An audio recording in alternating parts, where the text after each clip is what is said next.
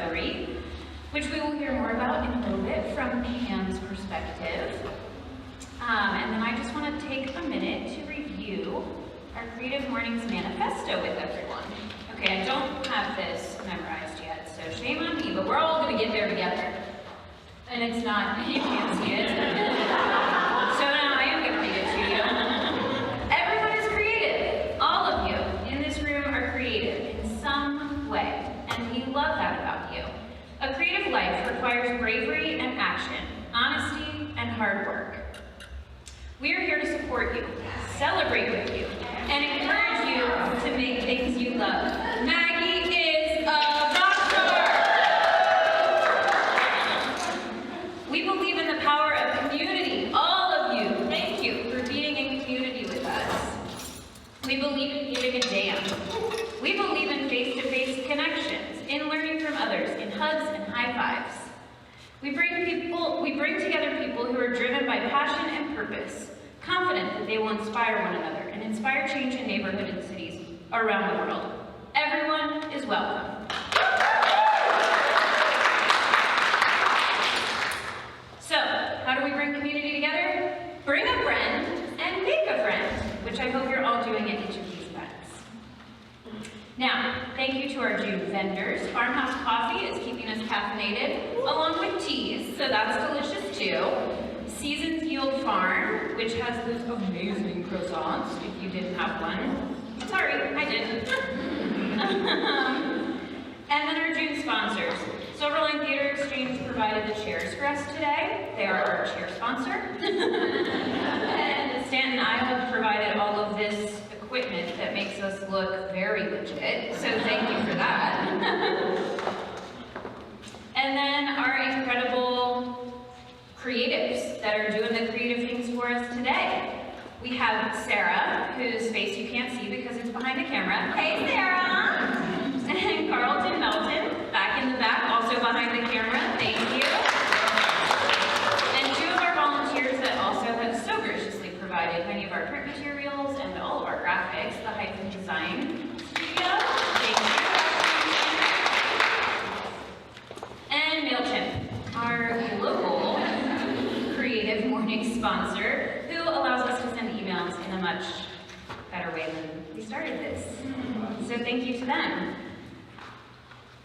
If anyone in this room or anyone you know would like to volunteer or become a sponsor or a vendor for any of these events, please see one of the volunteer team afterwards or email us at shenandoahvalley@creativemornings.com. On that note, all right, I'm going to try and see all of the volunteer team. I always miss you because you blend in so well with this beautiful crowd. Annika.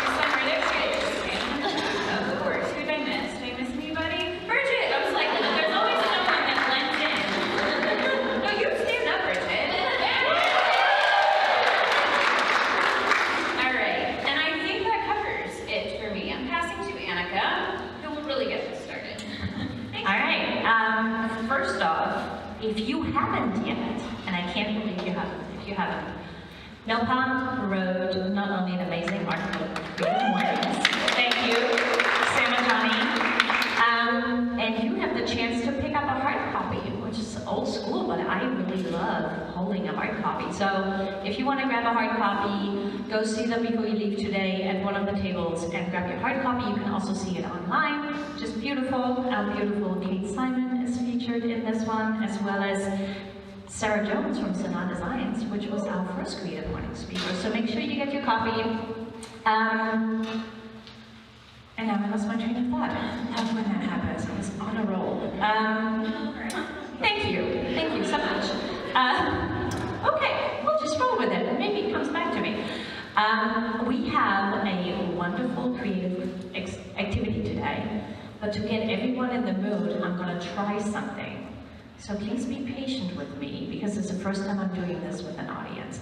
I'm going to need you to have nothing in your hand and stand up.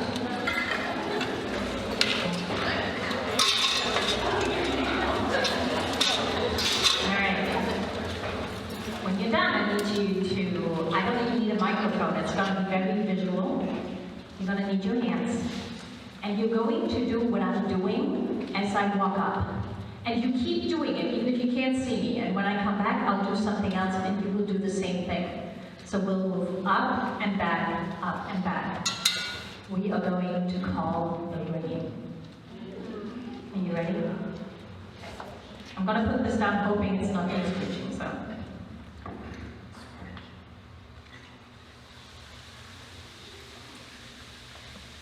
Keep going. You guys start.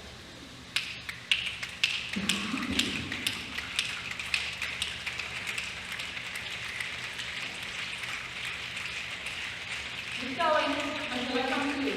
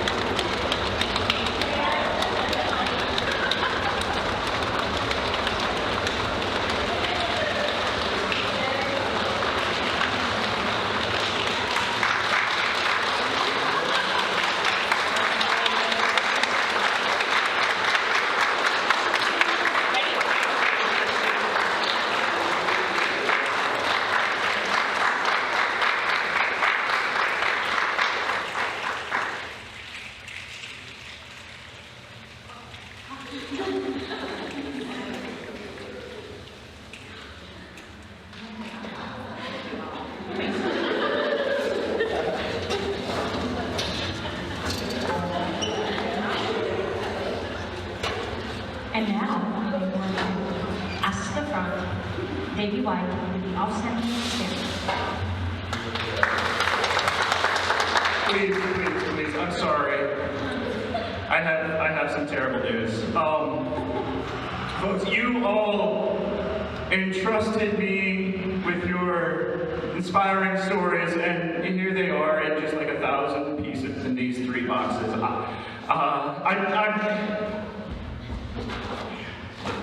I'm sorry. I'm afraid that this creative morning has stopped before it even truly began. Unless,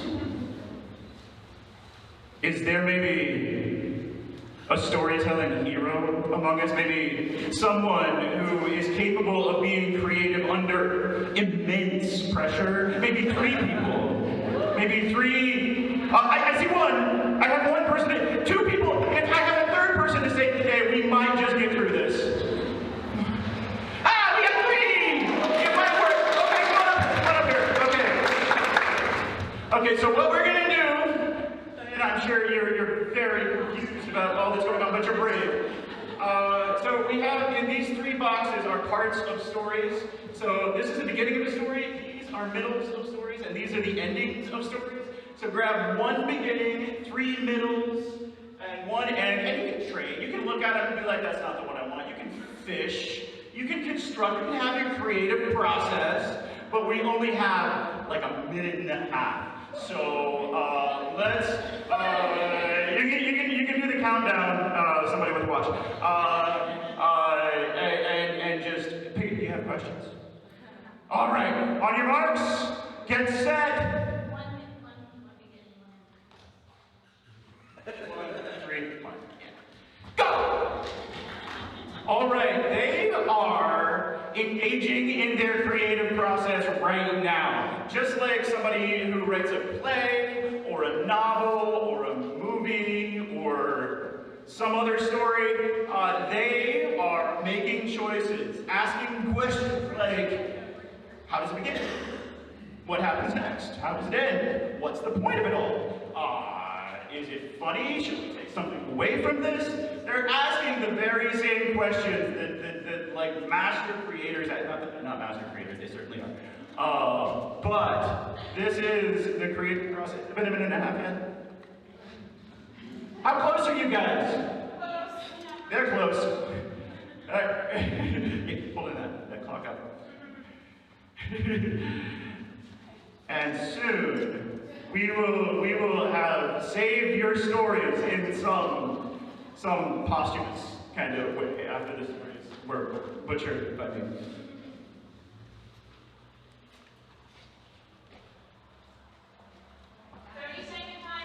30-second timer. Goes now. All right, I think we have.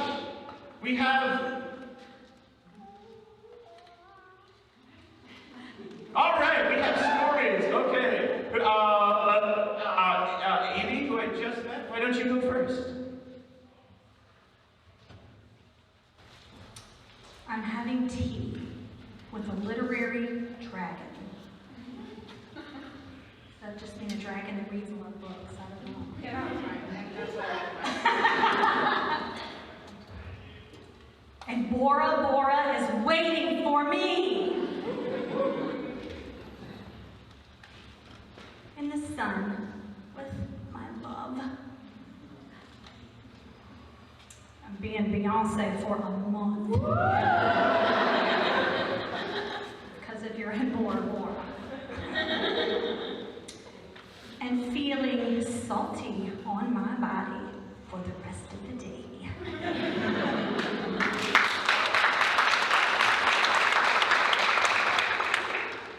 I'm leaving work early,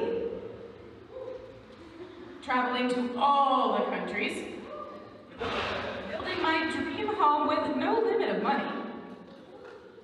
My concern is largely centered on fire hazards. She came to show me she traded cancer for a tail and is living happily under the sea.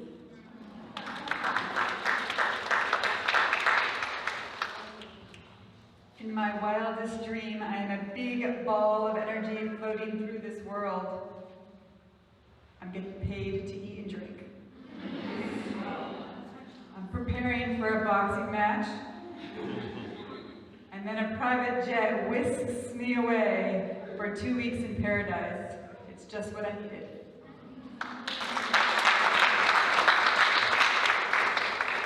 Oh my goodness, thank you, Amy, Kimberly, and Diana for saving Creative Mornings for us. Thank you.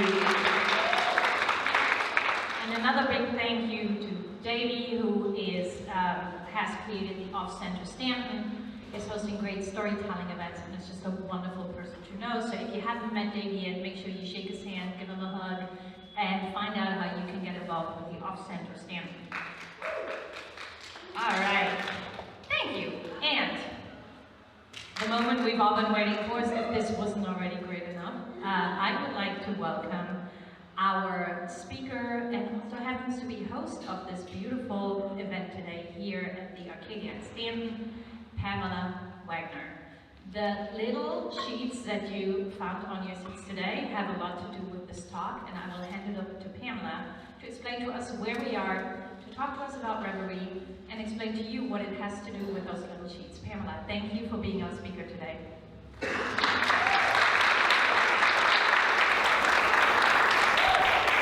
I can't tell you how wonderful it is to see people in this space. My husband and I have been working to activate this building since 2016, and I think today represents a milestone, so thank you all for participating with us. I want to do a shout out to Carlton Melton. He is our videographer today. Take One Imaging. He is awesome, and the next time you need a videographer, I encourage you to get in touch.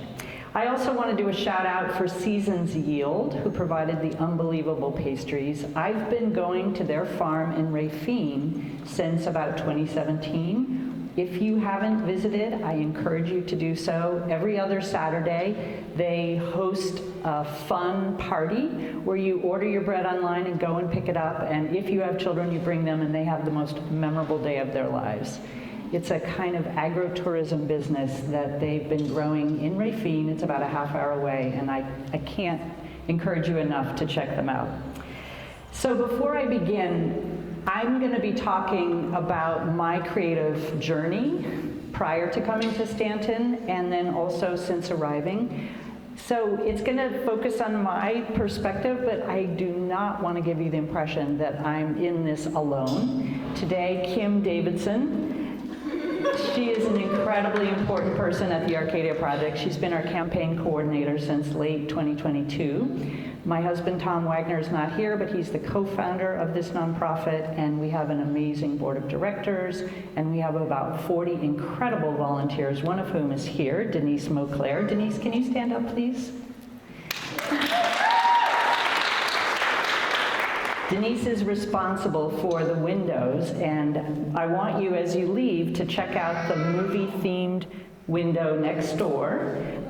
We recently sold the building next door to developer Robin Miller, who is going to put small apartments in there, something we desperately need for downtown. And so for a few more months, Denise will be curating the windows, and then Robin is gonna do whatever he does in that space. So this really is a group, it takes a village to bring back an historic movie theater like this one. So I hope you'll indulge me today. I am going to refer to my notes. It's been a busy week, and so I hope you'll go on this journey with me. Do one thing every day that scares you. Eleanor Roosevelt is rumored to have said this.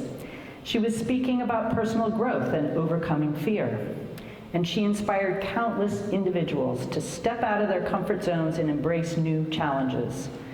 More than any other early 20th century female leader, Eleanor Roosevelt was ahead of her time, championing human rights and encouraging people to embrace their potential and push the boundaries of their capabilities. I think that's why we're all here today, to meet up with others also wishing to embrace their potential and push their personal boundaries. Today's theme is reverie. When Annika shared the prompts included in that theme, prompts about daydreaming and memory and fantasy, I decided to make this talk about where ideas come from. I plan to draw on my personal experience, as that's the only subject about which I am truly an expert, and in doing so I hope to share how the ideas for what to do inside this incredible building continue to emerge. We plan to dream this space into being, and you're part of that today. I consider myself a professional storyteller. My career involved writing and directing and producing documentaries for television. I was lucky to live in New York for 38 years and create films for major broadcast networks, PBS, Discovery, History, Hallmark. I made shows for series like Nova, American Masters, R21. The thing that all these films had in common, whether they were about science or history or current affairs or art, was that they had to tell a story. And my personal goal was to tell that story as interestingly as a fiction film. I never saw myself as a reporter, concerned with presenting facts.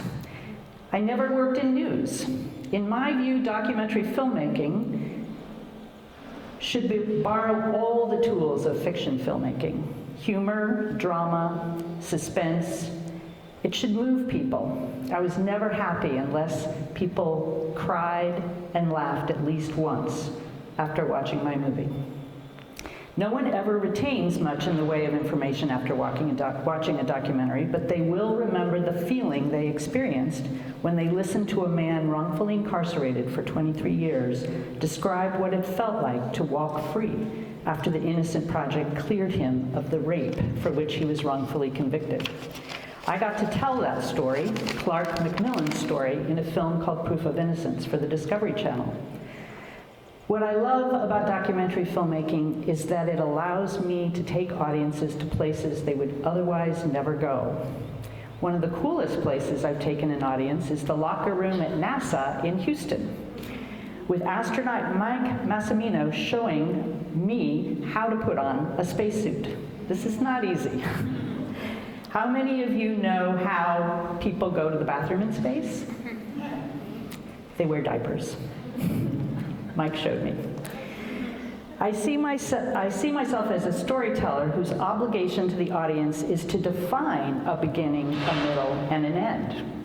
We learned about that earlier today, thanks to Davey. I'm old enough to have witnessed fads in storytelling where we get to choose our own endings, or where randomness is embraced as avant-garde, which is fine. But I know when I go into an art gallery and watch an art video created by a camera randomly panning left to right and back again on a 60-second cycle, my brain cannot stop making meaning. Connections, sorting, prioritizing. Making inferences based on random juxtapositions. I believe that making meaning is endemic to the human brain, which is why I'm a fan of Davy's exercises that he put us through this morning. When I played his game for the first time, my mind went through the following series of thoughts. Oh no, I have to tell a story in 5 lines? Okay, well, that breaks down roughly into beginning, middle, and end. But I want it to be funny. What can I write that will be funny? And how do I possibly tell a story in only 5 lines? That's just not possible. I'm gonna suck at this. He's never gonna like my story. Does this sound familiar? Yeah. Once I got that out of my system, I let my mind wander. What did I see in my day's journey today? I thought about a groundhog in my backyard and how funny he looks when he's standing on his hind legs eating my rutabaga. Okay, now we have a subject.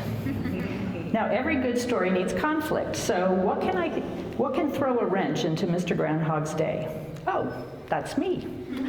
I'm Mr. McGregor. Shooing him away from my flowers. Or maybe I just take a photo of him and put it on the internet and it goes viral. And then I get in trouble with the PETA police for taking advantage of a humble groundhog. That silly story could spin in a million different directions. Ideas are all around us if we remain open to them, and we stop judging ourselves for things that float to the surface. I worked on a series about poetry hosted by Bill Moyers. Stanley Kunitz, the 10th Poet Laureate of the United States, was the subject of one of these hours. We filmed in his apartment in New York City, and he showed us the mat beneath the window facing West 12th Street, where he meditated every morning upon wakening. His goal was to stay as close to the dream state as possible, there's that theme reverie, and dwell in that place, and remain open to ideas that float up to the surface. Stephen Sondheim once described how he set the stage for the proper state of mind in which he could compose lyrics and music. He had a special chaise lounge in his apartment. He would lie back and recline, rest his notepad on his raised knees, and let his mind drift. Soon, words and images and musical ideas would come his way, and his job was to simply transcribe them. A friend of mine in college, a math major, had a problem he had to solve in order to complete his thesis. He worked for months trying to puzzle out the solution, and then one night in a dream, the answer came to him. And that's a true story. For me, I find when working on a difficult problem that I do my best thinking while riding my bike. There's something about the brain state that I can access while in motion, with scenery streaming past. It's relaxing, but it's something more. I'm not an expert on the brain, but it often feels like I'm accessing the right side of the brain. A quick Google search told me this: the right brain is more interested in what's going on around you, whereas the left brain is more focused on analyzing and understanding things. The left brain is responsible for language and logic, whereas the right brain is good at drawing connections between seemingly unrelated things. For me, finding connections between unrelated things is definitely a portal to new ideas. Another reason I like Davy's exercises: he cuts our stories up and rearranges them. Something new is bound to emerge. Someone smarter than me described documentary films as empathy machines. They allow the viewer to walk in someone else's shoes for an hour or so. People open up and answer the nosiest questions when I bring this magical thing, a camera. To me, a good interview is like falling in love. My job is to listen so intently to gaze into the eyes of the speaker as if I was on a first date and sitting at a candlelit table. Yes, the questions I ask are important, but the true secret to a good interview is active listening. I believe there's something therapeutic about being interviewed on film, and I think it's more than Andy Warhol's 15 minutes of fame. I believe it has to do with the interview process, and it happens when people feel they are truly being heard and really listened to. For one thing, it means someone cares enough about what you have to say to listen deeply. And it goes both ways. I get something out of deep listening too that is incredibly satisfying. When I listen to people deeply, I feel there's an alternating current that recharges both of us. I don't get tired of them, I get energy from them. Listening, not talking, is the true gift that came to me thanks to my career. Listening, not talking, is the imaginative role. Which brings me to the second half of my talk today, how the ideas for what to do with this incredible building came about. When my husband and I first came to Stanton in 2016, someone took us on a tour of this building. They shared that a group had been trying to build a $17 million 600-seat theater for off-Broadway productions. They had not succeeded. Did we have any ideas? Now, maybe we were suckers, but the wheels started turning, and we felt the most important first step was to ask the community what they thought should happen in this building. Deep listening was in order. So we started with a survey taken in by over 270 people. We believed it was important to ask the community what they thought should happen, what needs weren't already being met by the existing cultural institutions in Stanton. Does anyone in this room remember taking that survey? Oh, good, 2, okay. From it, we learned that some folks wanted to hear live music that wasn't bluegrass. Other folks did not want to come inside the building while it was still named the Dixie. Still others wanted to surface the history of segregation that existed in this building up until the late 60s. So, when StoryCorps came to the Valley, we invited several people to come and speak about what it was like to come here as a person of color and be told you could only sit in the balcony. Those interviews now reside at the Library of Congress, and they're the beginning of what we hope is an archive for the future, illuminating through people's memories of this building what life was like in Stanton, a microcosm of many communities in the South. That survey, that deep listening, was foundational to the mission of the nonprofit organization called the Arcadia Project that emerged. Our mission is to connect people through culture and creativity. Our goal is to deliver diverse, creative, education and enrichment programming. Our tagline is "Bring Who You Are," very similar to the tagline for Creative Mornings. Our vision is a Queen City where everyone can find a cultural landscape relevant to their lives. Maybe the most important thing for the future of Stanton is the importance of attracting and keeping young people like yourselves. This project is really for the next generation. Hopefully you guys will inherit this project and take it into the future. Based on the survey results, we focused on film, food, technology, and music. We decided to keep the left auditorium, on the other side, as a fixed-seat movie theater.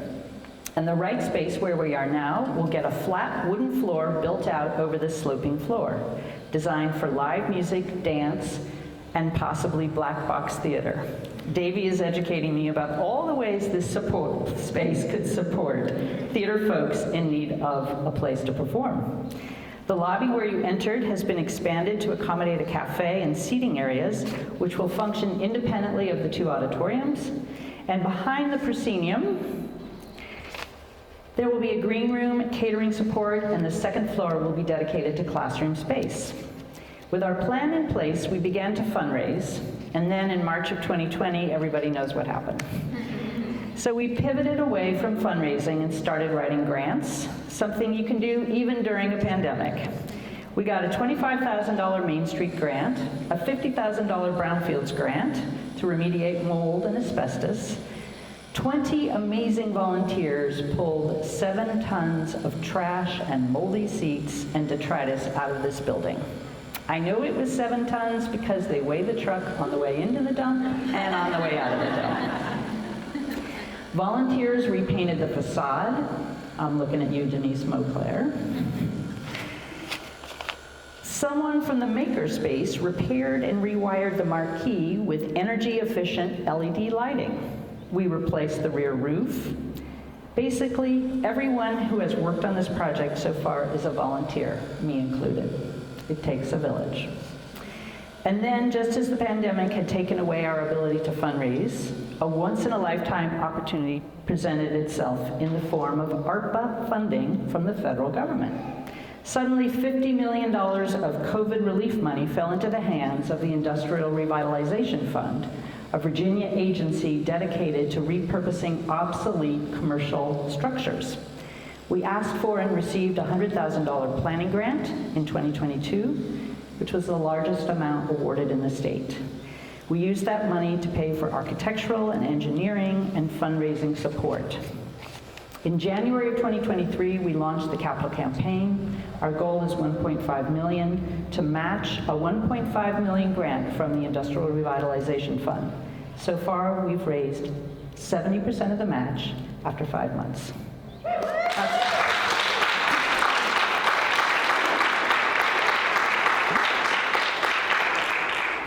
The city of Stanton is submitting the IRF application today. Our timeline, if all goes well, is opening in the first quarter of 2025.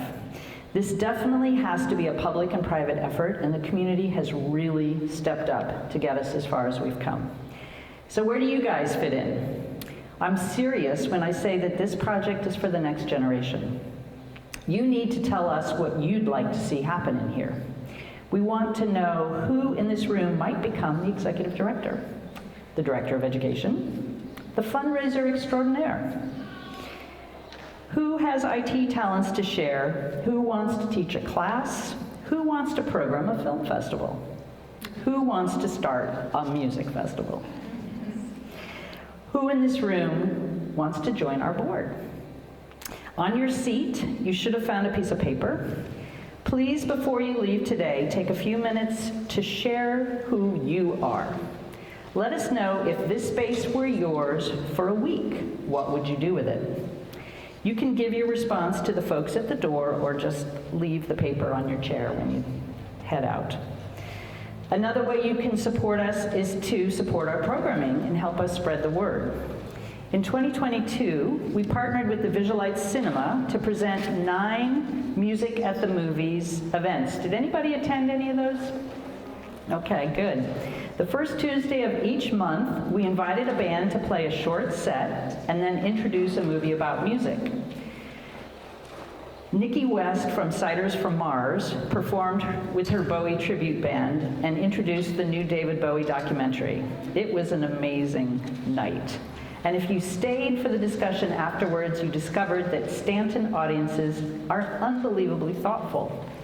The conversation about Bowie's spiritual journey blew me away. So in closing, let me say that this is the scariest project I have ever undertaken. Way scarier than any film I've ever made. But I believe Eleanor Roosevelt. It's good to do scary things. If we don't take risks, we can't make change and grow our community. Ralph Cohen, a co-founder of the American Shakespeare Center, maintains that Stanton has the potential to be like that other mountainous cultural area, the Berkshires. It's not a zero-sum game where theaters compete for a fixed number of patrons. The more arts and cultural opportunities Stanton has to offer, the more people will want to come and visit and stay and even move here.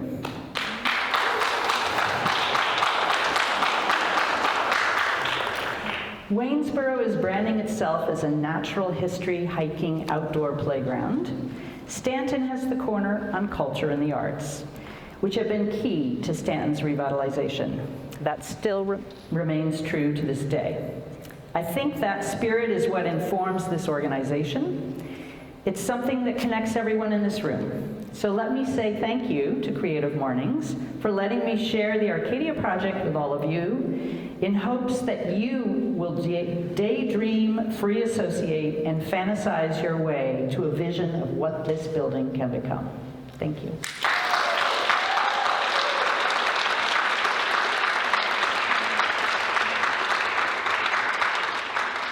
What a gift!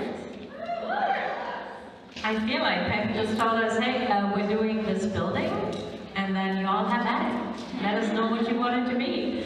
I hope you have big dreams. I hope you have ideas. Write them down. I'm just gonna say no ideas too crazy because we're creators, so we'll see. Write it down and share it with Pam and her team. I have a few more things that we wrap up. First off, the 3 storytellers, Susan, Amy, and Kim, thank you. Please don't run off at the end. I'd love to capture your stories before you go because they were fantastic, the ones you read out. Also, before everyone goes, the lovely Sarah Petros will take our group picture, which I tend to forget, so I'm saying this out loud so you will be accountable. We'll take a picture.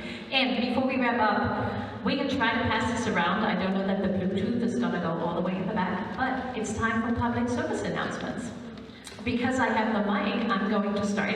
We are hosting, we being the Shenandoah Community Capital Fund, a free breakfast for small business owners. We just want to feed you breakfast. So if you are around Tuesday morning on the rooftop of the Stanton Innovation Hub from 8 to 9, no programming, just hugs and food and good conversation. And that is all. Please register so I know how many donuts to buy, so to speak. The second one, the lovely Laura Thompson, who's very busy working on a huge mural in Harrisonburg, couldn't be here today, but she asked me to let all of you know that she has an art opening at Ciders for Mars this Friday from 5 to 7 p.m.